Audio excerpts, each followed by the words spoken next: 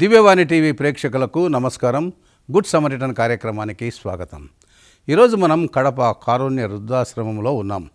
కారుణ్య foundation అధినేతలు వ్యవస్థాపకులు సానెబోయిన అనుష గారు స్థాపించిన ఈ కారుణ్య వృద్ధాశ్రమంలో ఎంతోమంది దీనులకు, వృద్ధులకు, అనాథలకు, దిక్కులేని వారికి ఉచితంగా చేస్తున్న ఈ సేవ ఎంతో శ్రేష్టమైంది.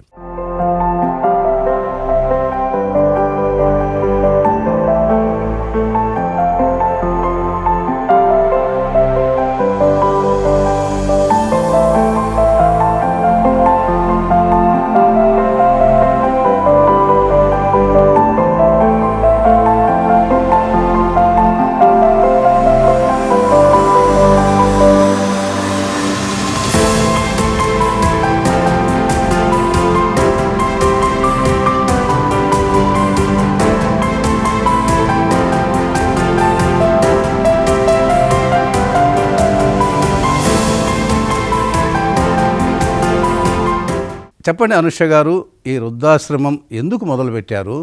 దీనికి ప్రేరణ ఏమిటి? మీ కుటుంబంలో జరిగిన ఏవైనా సంఘటనలు ఉన్నాయా? అసలు ఈ వృద్ధాశ్రమం స్థాపించాలనే బలమైన మీ సంకల్పం ఏమిటో మా దివ్యవాణి టీవీ ప్రేక్షకులతో పంచుకుంటారా? ఫస్ట్ దివ్యవాణి టీవీ ప్రేక్షకులకు అందరికీ నమస్కారం. నా పేరు అనూష. నేను కారుణ్య ఫౌండేషన్ ఫౌండర్ను. కడపలో కారుణ్య వృద్ధాశ్రమం రన్ చేస్తున్నాము. ముఖ్యంగా ఈ కారుణ్య వృద్ధాశ్రమం పెట్టేదానికి చిన్నప్పటి నుంచి కొన్ని సంఘటనలు నా ముందర జరిగాయి. మా అమ్మమ్మ గారు ఉండేవారు, నారాయణమ్మ అమ్మ పేరు. ఆవిడ మా తల్లిగారి దగ్గరికి మా ఇంటికి వచ్చినప్పుడు చెప్పేది, చూడమ్మా, నాకు ఒక పిరిగడ అన్నం పెట్టేదానికి నా కొడుకులకు కోడళ్ళకు బరువైంది. మా కోడలు తన వరకు తను చేసుకొని పిల్లలకు తన భర్తకు పెట్టుకొని నేను వచ్చేసరికి ఏం లేకుండా చేస్తుంది అని ఎన్నోసార్లు మా తల్లిగారి దగ్గర బాధపడేది. అలాగే ఇంకా కొన్ని సంఘటనలు చూశాను. కొంచెం వాళ్ళకు వృద్ధాప్యం రాగానే వాళ్ళు ఇంకా ఏ పనులు చేయలేరు అన్నప్పుడు వాళ్ళకు పిరిగడ అన్నం పెట్టేదానికి ఇబ్బంది పడుతున్నారు. అట్లా ఎవరు కూడా ఇబ్బంది పడకుండా నాకు తోచినంతలో కొంతమందికైనా సరే చూసుకోవాలి అని అప్పటి నుంచే నాకు మనసులో కలిగింది. మా అమ్మమ్మ గారి దగ్గర నుంచే నాకు మొదలైంది ఈ ఆలోచన. నాలాగే మా ఫౌండేషన్లో ఉండే సెక్రటరీకి, వైస్ ప్రెసిడెంట్కి, వీళ్ళకి కూడా ఇదే ఆలోచన ఉండింది. మా అందరి ఆలోచనలు కలిశాయి కాబట్టి అందరం కూర్చొని డిస్కస్ చేసుకొని, సరే మన ముగ్గురు ఆలోచనలు 10 మందికి వృద్ధులకు చూసుకోవాలి కాబట్టి అనే ఉద్దేశంతో మేము ఈ వృద్ధాశ్రమం స్టార్ట్ చేశాం సార్. చాలా సంతోషం అనుష గారు. చెప్పండి, ఈ కారుణ్య వృద్ధాశ్రమం ఎప్పుడు మొదలుపెట్టారు? ఎంతమందితో మొదలైంది? ఇప్పుడు ఈ వృద్ధాశ్రమం ఎలా నడుస్తుంది? ఆ వివరాలు ఏంటో చెప్తారా? ఈ కారుణ్య వృద్ధాశ్రమం 2024 డిసెంబర్లో స్టార్ట్ చేశాము. ఆ రోజు ఒక్కడితో మొదలుపెట్టాము. ఈరోజు మా దగ్గర సుమారు 15 మంది ఉన్నారు. ఇంకా ఎంతమంది వచ్చినా కూడా మేము హక్కున చేర్చుకోవడానికి రెడీగా ఉన్నాము, సిద్ధంగా ఉన్నాము మేము. వీళ్ళల్లో కొంతమంది వాళ్ళు ఇక్కడ ఒక ఆశ్రమం ఉందని చెప్పి తెలుసుకొని వచ్చిన వాళ్ళు కొంతమంది ఉన్నారు. కొంతమంది డిపార్ట్మెంట్ వాళ్ళు, మన పోలీస్ డిపార్ట్మెంట్ వాళ్ళు కావచ్చు, రైల్వే వాళ్ళు కావచ్చు. రైల్వే వాళ్ళు కూడా కొంతమంది ఇళ్లలో చూసుకోక ఎవరికి ఏం చెప్పుకోలేని పరిస్థితులలో రైల్వే ట్రాక్ కింద పడుకునే సందర్భాలు ఉన్నాయి. వాళ్ళను కూడా మాకు అంటే వాళ్ళు కాపాడి వాళ్ళకి ఏం కాకుండా చూసుకొని మా దగ్గరికి కూడా పంపించారు ఒక ఇద్దరిని. కొంతసేపు ఉంటే వాళ్ళు చనిపోయే వాళ్ళు, ఇట్లా మేము మీ దగ్గరికి పిలుచుకొని రావచ్చా అని మన రైల్వే ఎస్ఐ మహేష్ గారు సారు ఇద్దరిని ఇక్కడ జాయిన్ చేశారు సార్. వాళ్ళు కూడా ఇప్పుడు మన దగ్గర చాలా ప్రశాంతంగా ఉన్నారు. కొంతమంది వాళ్ళంతా ఒకళ్ళు తెలుసుకొని వచ్చిన వాళ్ళు ఉన్నారు. కొంతమంది బస్టాండ్లలో ఎక్కడికి పోలేక ఏం చేయాలో తెలియక మన కడప బస్టాండ్లో ఉంటే కూడా అక్కడ ఆర్టీసీ డిపార్ట్మెంట్ సార్, ఆర్టీసీ వాళ్ళు ఉంటారు, వాళ్ళు కూడా మనకు చెప్పి పిలుచుకొని వచ్చిన వాళ్ళు ఉన్నారు. ఇలా రకరకాలుగా వస్తున్నారు మా దగ్గరికి. అయితే కొంతమంది ఇబ్బందులు పడుతున్నారని చెప్పి ఆ ఏరియాల వాళ్ళు ఇంటిమేషన్ ఇచ్చినా కూడా మేము డైరెక్ట్ వెళ్ళి మా టీం వెళ్ళి పిలుచుకొని వచ్చిన వాళ్ళు కొంతమంది ఉన్నారు. నా పేరు పి మాబువల్లి. కారుణ్య ఫౌండేషన్ సెక్రటరీగా పనిచేస్తున్నాను. ఇక్కడ ఓల్డేజ్ హోమ్లో మా దగ్గర 10 మంది ముసలి వాళ్ళు ఉన్నారు. మాదైతే ఫ్రీగా చూసుకునే ఓల్డేజ్ హోమ్. మేము అన్నానికి కానీ బట్టకు కానీ దేనికైనా కానీ మేము చూసుకోవడానికి రెడీగా ఉన్నాము. ఇలాంటిది ఫ్రీగా ఉండే సర్వీసులు ఉన్నాయి, డబ్బులు ఇచ్చే సర్వీసులు ఉన్నాయి. మీకు ఏది అనుకూలంగా ఉంటే కానీ దాని తగ్గట్టుగా వెళ్ళండి. వీళ్ళ దగ్గర డబ్బులు ఉన్నంతవరకు, శక్తి ఉన్నంతవరకు అంతవరకు మీ దగ్గర తీసుకొని తినేసి అన్నీ వదిలేస్తారు. కూతురు అయితేమి, కొడుకు అయితేమి, ఎవరైతేమి ఏదో వాళ్ళ సమస్యలో వాళ్ళు ఉండేసి ముసలిళ్ళకి అన్నం పెట్టడానికి ఇబ్బంది పడుతున్నారు. ఆ ఇబ్బంది పడేది ఏందో మాకు చెప్పండి, ఆ ఇబ్బందులు ఏందో మేము తీర్చుకుంటాం. మాకు వాళ్ళు చూసుకోవడానికి చాలా ఇష్టం. తల్లిదండ్రులుగా మేము చూసుకోగలుగుతాం. మీకు ఇబ్బంది అయితే కనుక ఇంట్లో మళ్ళీ ఇలాంటి ముసలోళ్ళు ఎవరైనా ఉంటే కొట్టి ఇట్లా చేసేది మీకు ఇబ్బంది, మీ భార్యలు వచ్చిన తర్వాత లేకపోతే కోడళ్ళు వచ్చిన తర్వాత కూతుర్లు కానీ అల్లుడు కానీ ఎవరు పట్టించుకోకుండా ఉంటారు. అలాంటి వాళ్ళకి ఎవరైనా ఉన్నా కానీ ఇక్కడ చెప్పండి. మా అలాంటి వాళ్ళకు మేము చూసుకోవడానికి చాలా ఇష్టపూర్వకంగా తీసుకుంటాం. ఇంకొకటి ఏంటంటే రోడ్లపైన పిచ్చోవాళ్ళు, తర్వాత మెంటల్ పీపుల్ చాలామంది ఉన్నారు. వాళ్ళని చూసి వదిలేయకుండా మా కారుణ్య ఫౌండేషన్ సెక్రటరీగా నేను చెప్పేది ఏంటంటే ఎవరైనా కానీ మాకు ఒక ఫోన్ చేసి చెప్పండి, సార్ పలానా వాళ్ళు ఇక్కడ ఉన్నారు అని ఒక ఫోటో వాట్సాప్లో పెట్టి పలానా నెంబర్ ఉంది, మా నెంబర్కైనా వాట్సాప్ పెట్టేసి మీరు చెప్పారంటే మేము అంబులెన్స్ వేసుకోవచ్చు. వాళ్ళని తీసుకొని మెంటల్ హాస్పిటల్లో, కడపలో మెంటల్ హాస్పిటల్ ఉంది, దాంట్లో జాయిన్ చేపిస్తాం. వాళ్ళు రికవర్ అయిన తర్వాత మళ్ళీ కావాలంటే వాళ్ళ ఇంటి దగ్గర వాళ్ళని అడుగుతాము. వాళ్ళు తీసుకెళ్తారు అంటే మేము తీసుకుంటాము, స్వీకరిస్తామంటే పంపిస్తాం. లేదు అంటే మటుకు మా ఓల్డేజ్ హోమ్లో మేము పెట్టుకొని చూసుకుంటాం. అలాంటి హెల్ప్ ఏం చేస్తాము. ఎవరైనా అనాథ పిల్లలు ఎవరైనా ఉన్నారు, వాళ్ళకి చదువు లేదు, ఇబ్బంది ఉంది అది అనుకుంటే కనుక మా శక్తి వరకు మేము పిలుచుకొచ్చుకొని చదివించుకుంటాం. ఆ హెల్ప్ కూడా చేయడానికి మేము రెడీగా ఉన్నాము. కానీ దయచేసి ముసలిళ్ళని మటుకు రోడ్ల పాలు చేయకుండా మా లాంటి హోమ్లకు మటుకు చెప్పండి. నా పేరు మారోజు గంగయ్య, మా రాజంపేట పక్కన లేవకూరపల్లె. అయితే నాకు 25 ఏళ్ళ వయసులో మా అమ్మ మా నాయన పెళ్లి చేసినారు. పెళ్లి చేసిన తర్వాత మా అమ్మ మా నాయన చనిపోయినారు. అప్పుడు నేను మా అక్క కూతురిని పెళ్లి చేసుకున్నా. కాపురం చేయకుండా పోయింది నాకు. అప్పుడు నేను దిగులు పడి నా బతుకులు పెట్టని నేను ఆలోచన చేసుకొని మా అమ్మకు మా నాన్న దివసం వారం చేసిన. ఎవరు దిక్కు లేక నాకు ఏం తెలియక ఇప్పుడు నేను వచ్చి యాసంలో చేరినా. ఏదో ఉందమ్మా నాకు పెడతాడు అది మా మేడం. పానం పోతే ఏమో బాబా లేకుంటే చచ్చిపోవాలని ఉన్నది సార్ నాకు. ఎంతోమంది వయోవృద్ధులను చేరదీసి ఆదరించి వారికి అనుక్షణం నీడ కల్పిస్తున్నారు. ఇక్కడికి మామూలుగా ఎలాంటి వృద్ధులు వస్తారు, వాళ్ళ పరిస్థితి ఎలా ఉంటుంది, వారిని మీరు ఎలా చేరదీస్తారు? రకరకాల సమస్యలు ఉన్నవారు కూడా వస్తుంటారు కదా, ఆ వివరాలు ఏమిటో చెప్పండి. ఇక్కడికి అన్ని రకాల వాళ్ళు వస్తారు సార్. బ్లైండ్ వాళ్ళు ఉన్నారు, అంటే అసలు చూపు అసలు లేని వాళ్ళు అయినా కూడా వాళ్ళ పని వాళ్ళు చేసుకుంటున్నారు సార్ ఇక్కడ. అంటే అందాజుగా వాళ్ళ కరెక్ట్ వాళ్ళ బెడ్ దగ్గరకు వాళ్ళు వెళ్తారు, డైనింగ్ టేబుల్ దగ్గర కరెక్ట్గా రావడం, అట్లా చూపు లేని వాళ్ళు ఉన్నారు, మెంటల్ వాళ్ళు ఉన్నారు. అంటే వాళ్ళకి మానసిక స్థితి బాగలేక హాస్పిటల్లో చేర్పించినాం. వాళ్ళని తిరిగి వాళ్ళ ఇళ్ళకి పంపిద్దామంటే వాళ్ళ ఫ్యామిలీస్ యాక్సెప్ట్ చేయలేదు. అట్లాంటి వాళ్ళు మా దగ్గర ఉన్నారు. నడవలేని వాళ్ళు ఉన్నారు, అంటే ఇంకా చిన్న చిన్న హెల్త్ ప్రాబ్లమ్స్ వచ్చే వాళ్ళు ఉన్నారు. అన్ని రకాల వాళ్ళు ఉన్నారు. ఎవరికి తగ్గట్టు వాళ్ళను అన్ని విధాలుగా అందరినీ చూసుకుంటాము. కానీ అప్పుడప్పుడు కష్టం అనిపిస్తుంది. కానీ తర్వాత వాళ్ళు బాగైన తర్వాత చాలా హ్యాపీ అనేది మేము దాన్ని ఏమంటారు సంతృప్తి, ఆ సంతృప్తి అనేది మేము చాలా ఎంజాయ్ చేస్తూ ఉంటాం. అంటే మా మనసు మాకు చాలా ప్రశాంతంగా ఉంటుంది ఇట్లా చేసినప్పుడల్లా. వాళ్ళకి బాగలేనప్పుడు వాళ్ళ అమ్మ అది ఇది అంటుంటే కొంచెం బాధ అనిపిస్తుంది. రీసెంట్గా కేశవరెడ్డి అని చెప్పి ఉన్నట్టుండి స్టమక్ పెయిన్ వచ్చి అసలు దిక్కు తెలియక అమ్మా నేను చచ్చిపోతామ్మా నన్ను బతికిమ్మా అన్నాడు. ఇక్కడి నుంచి హాస్పిటల్ తీసుకెళ్లే లోపల చాలా కష్టం అనిపించింది. తను బాగయ్యి తను మళ్ళీ మాతో మాట్లాడుతుంటే మేము పడిన కష్టం అంతా కూడా మర్చిపోయి ఇలా వీళ్ళు బాగుంటే చాలు, మేము ఎంత కష్టపడినా కూడా పర్లేదు అనేది ఆ ఫీలింగ్ అనేది చెప్పలేం సార్. అది ఎవరైనా సరే అది వాళ్ళంతా వాళ్ళు అనుభూతి చెందితేనే తెలుస్తుంది. అది మేము చాలా బాగా ఎంజాయ్ చేస్తున్నాం ఆ ఫీలింగ్ మాత్రం. నా పేరు పసుపుల బర్హాన్, నేను 10వ తరగతి చదువుతున్నాను. First of all I'm very thankful to Anusha madam. ఈ జనరేషన్లో చాలా తెలుసుకోవాలి పిల్లలు, మా వాళ్ళు ఇలా ఉండేవాళ్ళ, ఇలా ఉంటుందా అని తెలుసుకోవాలి వాళ్ళు. సండే వచ్చిందంటే మా పాకెట్ మనీతో మేమే వాళ్ళకు మార్నింగ్ పూట వచ్చేసి టిఫిన్ చేస్తాము, వాళ్ళకు వడ్డిస్తాము. మళ్ళీ పండగల పూట అయితే ఇంకా చెప్పని అవసరం లేదు, బాగా చేసుకుంటాము. నైట్ పూట వచ్చేసి కూర్చొని ఉంటారు, అందరూ వచ్చి ఒక సమావేశం మధ్య కూర్చొని టీవీ చూస్తా బాగా అందరు సంతోషంగా ఉంటారు. ఎంతవరకు కుదురుతుందో అంతవరకు మన వాళ్ళను, మన అమ్మమ్మ వారు కావచ్చు, మన తాతయ్య గారు కావచ్చు చూసుకోవాలి. మీకు మరీ అంతలా మా వల్ల కావడం లేదు అంటే మాత్రం ఓకే పర్లేదు, మా ఆశ్రమం ఉంది, మా ఆశ్రమంలో చేర్పించుకోండి, ఇక్కడే మాకు వాళ్ళకి ఏం సదుపాయాలు కావాలన్నా మేము చూసుకుంటాము. అంత కావాలంటే పిల్లలతో మాట్లాడాలి, మా మనవళ్ళ మాదిరి ఉండాలి మేము ఉన్నాము ఇక్కడనే. మేము ఒక పిల్లోళ్ళము, ఒక మనవళ్ళము, వాళ్ళకందరం మేమే. మా హాలిడేస్ వచ్చినప్పుడల్లా ఇక్కడ కారుణ్య ఓల్డ్ ఏజ్ హోమ్కి వస్తూ ఉంటాను. ఇక్కడ మార్నింగ్ టిఫిన్ అంతా చేసుకొని మెంటల్ హాస్పిటల్కి వెళ్తాము, గవర్నమెంట్ మెంటల్ హాస్పిటల్కి. అక్కడికి వెళ్ళి మేమంతా కలిసి ఫుడ్ అన్నీ పెడతాము. అలాగే ఇంకా ఖాళీ టైమ్స్లలో హాలిడేస్లలో ఉన్నప్పుడు కూడా మార్నింగ్ టిఫిన్ లేకుంటే ఆఫ్టర్నూన్ కానీ లంచ్ కానీ తీసుకొని వెళ్ళి రోడ్ సైడ్ ఉండే వాళ్ళకు కూడా ఇస్తుంటాము. ఇలా చేయడం మా అందరికీ చాలా హ్యాపీగా ఉంది. గుడ్ సమరిటన్ కార్యక్రమంలో ఇప్పుడు ఒక చిన్న విరామం తీసుకుందాం.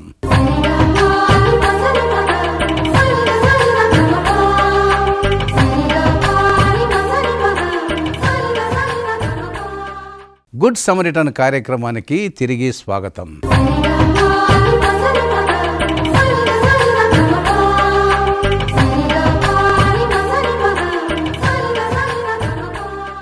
జనరల్గా ఇటువంటి సేవ చేసే ఎన్జిఓ సంస్థలకు ఎన్నో సమస్యలు కూడా ఉంటాయి. మామూలుగా మన కుటుంబాల్లో ఒక తల్లి తన కుటుంబాన్ని నడిపించడమే చాలా కష్టం. తల్లిదండ్రులు కావచ్చు, ఎవరైనా కావచ్చు. అటువంటి మీరు ఇటువంటి వారిని ఎందరినో ఆదరిస్తున్నారు, వారికి సేవలు పరిచర్యలు చేస్తున్నారు. మరి ఆ కష్ట నష్టాలు ఏమిటో దివ్యవాణి టీవీ ప్రేక్షకులతో పంచుకుంటారా? మామూలుగా ఒక ఓల్డ్ ఏజ్ హోమ్ రన్ చేస్తున్నామంటే అన్నీ ఉంటాయి, కష్టాలు ఉంటాయి, దీంట్లో ఇబ్బందులు ఉంటాయి, ప్రతి ఒక్కటి ఉంటాయి. కానీ మేము అవన్నీ ఇష్టంగా చేస్తున్నాం. మా కష్టాలను కూడా మాకు ఎన్ని ప్రాబ్లమ్స్ ఉన్నా అంటే ఇప్పుడు మేముండే ముగ్గురం, నేను సెక్రటరీ వైస్ ప్రెసిడెంట్ ముగ్గురం కూడా అందరం కూడా ఆర్థిక స్తోమత కూడా మేము అందరం మిడిల్ క్లాస్ ఫ్యామిలీసే. ఇక్కడ మేము 3 ఫ్యామిలీ ఎవరు రిచ్ ఏం లేం. కానీ మాకు వచ్చే ఇన్కంలో కొంచెం ఇన్కమ్ అనేది ఇక్కడ వీళ్ళ కోసం ఇన్వెస్ట్ చేస్తూ వీళ్ళని ప్రశాంతంగా చూసుకోవాలి. మేము వాళ్ళకి ఎటువంటి ఇబ్బంది లేకుండా వాళ్ళకి టైం టు టైం భోజనం, వాళ్ళకి స్నాక్స్, ఇవన్నీ కూడా వాళ్ళకి టైం చూసుకోవడము. మా ఇబ్బందులు మాకు చాలా ఉన్నాయి. వాస్తవంగా చెప్పాలంటే మాకు ఎన్ని ఇబ్బందులు ఉన్నా కూడా మా ఇబ్బందులు వాళ్ళకు తెలియనీయకుండా వాళ్ళని ఒక చిన్న పిల్లల్లాగా చూసుకుంటున్నాం మేము. వాళ్ళు మాట్లాడే మాటలతో మా ఇబ్బందులన్నీ కూడా మేము మర్చిపోతున్నాం. మాకు కూడా ఎన్నో స్ట్రగుల్స్ వచ్చాయి, ఫేస్ చేసాం, ఫ్యామిలీస్ పరంగా కూడా ఫేస్ చేసాం. ఇప్పుడు సపోజ్ ఎగ్జాంపుల్ నేనే, మా ఫ్యామిలీ మెంబర్స్, మా పేరెంట్స్ ఇవన్నీ అవసరమా ఇంత చిన్న ఏజ్లో, నీకు బిలో 35, 2 పిల్లల్ని పెట్టుకొని నీకు ఈ ఓల్డ్ ఏజ్ హోమ్స్, ఈ పెద్దవాళ్ళని చూసుకోవడం, వాళ్ళకి ఎప్పుడు చూసినా హాస్పిటల్ తీసుకెళ్ళడం, వాళ్ళు చనిపోతే దహన సంస్కారాలు చేయడం, నీకు ఇవన్నీ అవసరమా? ఏదో ఫ్యామిలీతో ఎంజాయ్గా ఉండగా నీకు ఇవన్నీ అవసరమా అని ఎంతో నన్ను కొద్ది కాలంగా దూరంగా కూడా పెట్టారు. వాస్తవంగా ఫ్రాంక్గా చెప్తున్నా, నన్ను కొద్ది కాలము దూరం పెట్టేశారు. ఏమనుకున్నారంటే కొంచెము మైండ్ ఏదో లూజ్ అయింది, అందుకు ఎప్పుడు చూసినా పెద్దవాళ్ళు అని చెప్పి తిరుగుతుంది అనుకుని నన్ను దూరం పెట్టారు. కానీ ఇప్పుడు వాళ్ళే తెలుసుకున్నారు మా బాబు మంచి పని చేస్తుంది అని చెప్పి. ఇప్పుడు వాళ్ళే తెలుసుకొని మళ్ళీ మాట్లాడుతూ మళ్ళీ బాగున్నారు. ఒక మంచి పని చేస్తున్నామంటే ఫస్ట్ ఆఫ్ ఆల్ నాకు తెలిసినంతట్లో, నా అనుభవంలో ఫస్ట్ వచ్చేది మనకు ప్రాబ్లమ్సే. అది బయట నుంచి కావచ్చు, మన ఇంట్లో వాళ్ళ నుంచి కావచ్చు, ఫ్రెండ్స్ నుంచి కావచ్చు, మన తోటి ఎన్జిఓస్ కూడా మనకు ఎగతాళిగా మాట్లాడిన రోజులు కూడా చాలా ఉన్నాయి. వాళ్ళు ఏం చేస్తారు అనేది కూడా. అయినా కూడా మేము అన్నీ సరే, ఎవరు ఎన్ని అనుకున్నా పర్లేదు, మా మనసుకు నచ్చి చేస్తున్నాం ఈ పని అని మేము ముందుకు వెళ్తున్నాం, ఒకరితో అవసరం లేదు అని చెప్పి. నా పేరు కొండా బాలాజీ సార్.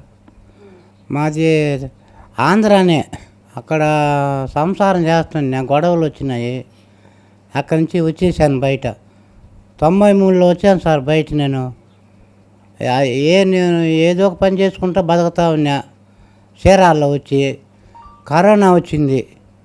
ఆ కరోనా వచ్చినాక పని అంతా ఆగిపోయింది మాకు. చేనేత చేస్తాను నేను, హోటల్ పని కూడా చేస్తాను, అంతా ఆగిపోయింది కరోనా వచ్చాక. అయితే బయట వచ్చేసా, ఊరు తిరుగుకుంటా నేను బతికేవాడిని. ఆఖరికి ఆశ్రమంలోకి వచ్చా. ఇక్కడికి వచ్చి 2 సంవత్సరాలు అవుతున్నది. ఏం ట్రబుల్ లేదు, అంతా బాగుంది. ఈ కారుణ్య వృద్ధాశ్రమంలో మీరు చేసే సేవతో పాటు అడిషనల్గా ఇంకా ఎటువంటి మానవత్వపు సేవలు చేస్తున్నారు? ఎక్కడెక్కడ ఇలాంటి సేవలు చేస్తున్నారు? మేము చూస్తుంటాం, చాలామంది రోడ్ల మీద పిచ్చివాళ్ళుగా తిరుగుతుంటారు. అటువంటి వారిని కూడా మీరు ఆదరిస్తారా? అంటే మానసిక వికలాంగులు కావచ్చు, ఇలాంటి వారి కోసం సేవ చేయడానికి మీ దగ్గర ఏమైనా ప్రత్యేక బృందం ఉందా? ఆ వివరాలు కాస్త చెప్పండి. మేము ఒక వృద్ధాశ్రమమే కాకుండా సార్, రోడ్ల మీద పిచ్చి వాళ్ళు ఉంటారు, మతి స్థిమితం లేకుండా విత్తో డ్రెస్సులతో ఎట్లా అంటే అట్లా అలా ఉంటారు. అలాంటి వాళ్ళందరినీ మేము తీసుకొని వచ్చి 2021 నుంచి 2021 అక్టోబర్ నుంచి అక్టోబర్లో ఒకటేసారి 34 మందిని కలెక్ట్ చేశాం సార్. జిల్లా మొత్తం తిరిగాం. మన చిట్వేలు, రాజంపేట, బాల్పల్లి చెక్ పోస్ట్ దగ్గర 8 మంది ఉన్నారు సార్ మాకు. జస్ట్ ఆ లైన్లో ఒకటే రోజు 8 మంది దొరికారు. అంతా తమిళోళ్ళే. వాళ్ళకి పిచ్చి బాగైన తర్వాత వాళ్ళ అడ్రస్లు అన్నీ తమిళ అడ్రస్లే చెప్పారు. అలా 34 మందిని కలెక్ట్ చేసి అప్పుడు మనకు కడపలో మెంటల్ హాస్పిటల్ లేదు, వీళ్ళందరినీ వైజాగ్ పంపించాం. అప్పుడు మన కడప కలెక్టర్ గారు మేము ఇలా కలెక్ట్ చేసే విషయం ఆయనకు తెలిసింది, ఫలాని ఫౌండేషన్ వాళ్ళు ఇలా కలెక్ట్ చేస్తున్నారు అని చెప్పి. అప్పుడు సార్ పర్సనల్గా పిలిపించి సరే మా వంతుగా మేము మీకు ఫ్రీగా బస్సు ఇస్తామని చెప్పి వాళ్ళు కొంచెం హెల్ప్ చేసి ఫ్రీ బస్సు సెక్యూరిటీ ఇచ్చి వాళ్ళందరినీ పంపించాం. ఈ 34 మంది కూడా వాళ్ళల్లో 11 మంది బాగా మళ్ళీ వచ్చారు. మళ్ళీ కడప తీసుకొని వచ్చాం. వాళ్ళ కుటుంబాలకు అందరికీ వాళ్ళ కుటుంబాల దగ్గర చేర్చాము. అప్పుడు చాలా సంతోషం అనిపించింది మాకు. తర్వాత ఇప్పటికి కూడా ఎక్కడ పిచ్చి వాళ్ళు కనిపించినా కూడా వాళ్ళని తీసుకెళ్ళి ఇప్పుడు కడపలోనే కొత్త రిమ్స్లో మెంటల్ హాస్పిటల్ కట్టారు. ఆ మెంటల్ హాస్పిటల్ కట్టేదానికి కూడా మా ఫౌండేషనే కారణం. మనోబంధు ఫౌండేషన్లో వన్ ఆఫ్ ద మెంబర్ నేను. కడప జిల్లా కన్వీనర్గా చేస్తున్నాను, జిల్లా కన్వీనర్గా. దాని ప్రపోజల్ పెట్టిందే మనోబంధు ఫౌండేషన్. కడపలో మెంటల్ హాస్పిటల్ పెట్టండి, ఎందుకంటే ప్రతిసారి వైజాగ్ తీసుకెళ్లాలంటే చాలా లాంగ్ అవుతుంది. ఈ మధ్యలో ఈ మెంటల్ వాళ్ళు చాలా ఇబ్బందులు పెడుతున్నారు, పారిపోవడం, కొట్టడం ఇవన్నీ జరుగుతున్నాయి. అంటే దాదాపు మేబీ 20 hours జర్నీ ఇక్కడి నుంచి అని చెప్పి మేము ప్రపోజల్ తీసుకెళ్ళాము.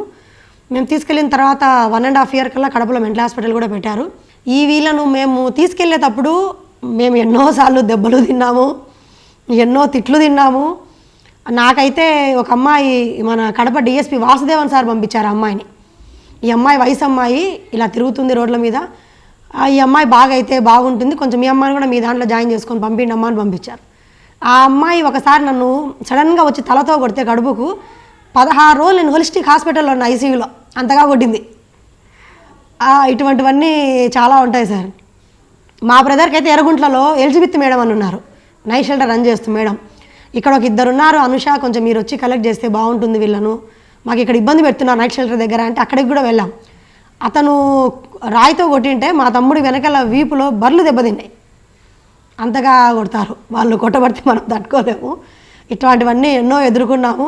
నైటు మేము ఎప్పుడన్నా వెళ్ళినప్పుడు ఎన్నోసార్లు ఎన్నో రాత్రులు మాతో పాటు మా టీం మెంబర్స్ పిల్లలు కూడా అందరం కలిసి నైట్ అంబులెన్స్ తీసుకొని వెళ్తే ఒక్కొక్కరో మేము వచ్చే తలకి పూర్తిగా తెల్లారేది. ఒక్కొక్కసారికి 6 మంది 7 మందిని మేము కలెక్ట్ చేసి హాస్పిటల్లో పెట్టేవాళ్ళం. కానీ అప్పుడు చాలా ఇబ్బందులు పడతాము.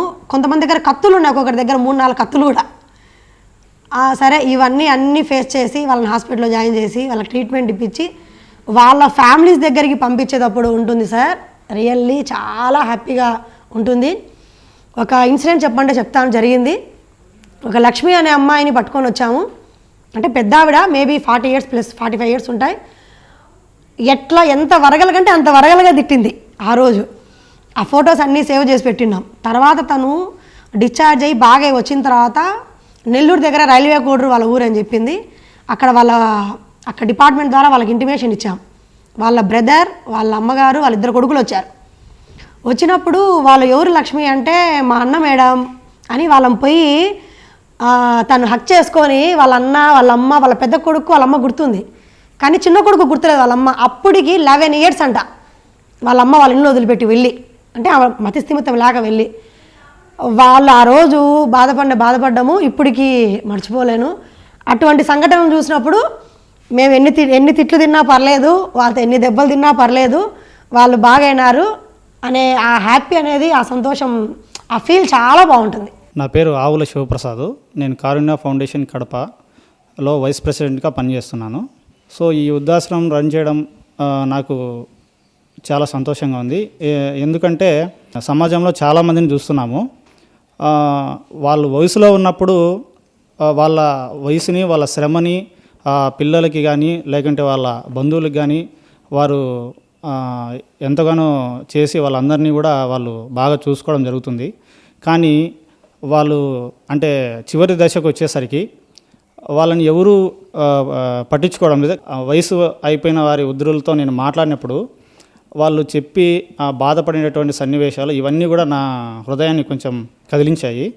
సో అప్పుడు నాకు ఇలా వీళ్ళని చూసుకోవాలి అంటే ఏం చేయాలి ఏమని అర్థం కాని సందర్భంలో నాకు ఈ కారుణ్య ఫౌండేషన్ అనేది నాకు లభించడం, అంటే ఇక్కడ పనిచేయడం అనేది నాకు ఒక వరంగా భావిస్తున్నాను. ఇలాంటి ఎన్నో రకాలుగా వృద్ధులకు, అనాథలకు మీరు చేస్తున్న సేవలు నిజంగా చాలా అభినందనీయం.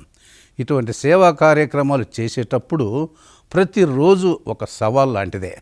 ఎంతో రిస్క్తో కూడుకున్న ఈ సేవను మీరు ముందుకు ఎలా కొనసాగిస్తున్నారో మాకు చెప్తారా?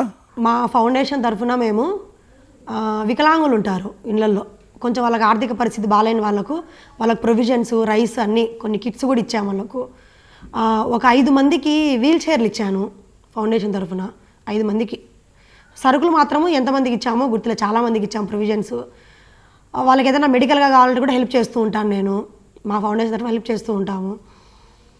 తర్వాత లాక్డౌన్ టైంలో కూడా చాలామంది ఆకలి బాధలు విని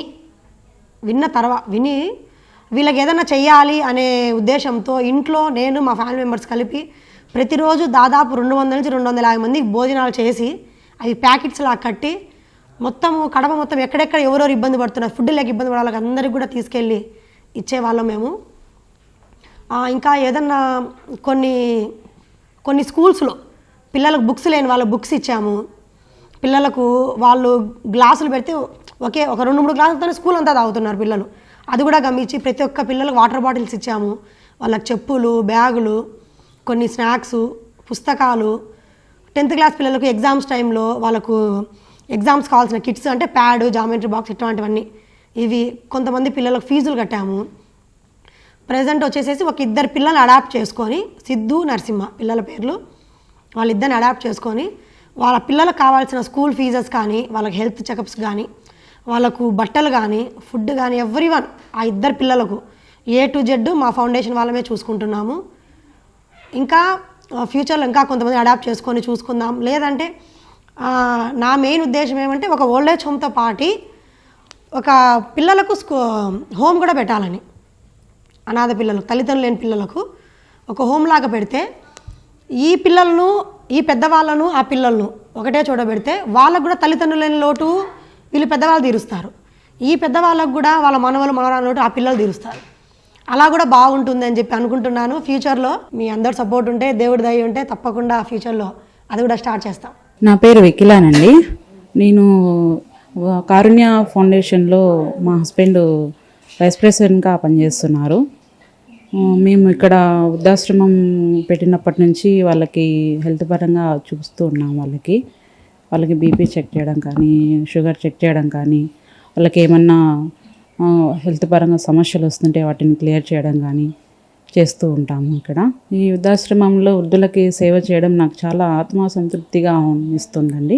ఇంతటి ప్రశస్తమైన సేవా స్ఫూర్తితో సమాజానికి మీదైన ఒక మార్గంలో ముందుకెళుతూ ఈ కారుణ్య వృద్ధాశ్రమం కోసం ఎన్నో రకాలైన సమస్యలను అధిగమించి కులమత భేదాలు లేకుండా వృద్ధులను, అనాథలను ఎంతోమందిని హక్కున చేర్చుకొని వారి ఆలనా పాలన చూస్తూ వారికి ఒక తల్లిలా ప్రేమను పంచుతూ ఆదరణ అందిస్తూ మానవత్వపు విలువలను మీరు నిలబెడుతున్నారు. అటువంటి మీరు దివ్యవాణి టీవీ ప్రేక్షకులకు ఇచ్చే సందేశం ఏమిటో చెప్తారా? ఈ జనరేషన్లో, ఈ కాలంలో ఎవరి లైఫ్స్ వాళ్ళు చాలా బిజీ అయిపోయారు.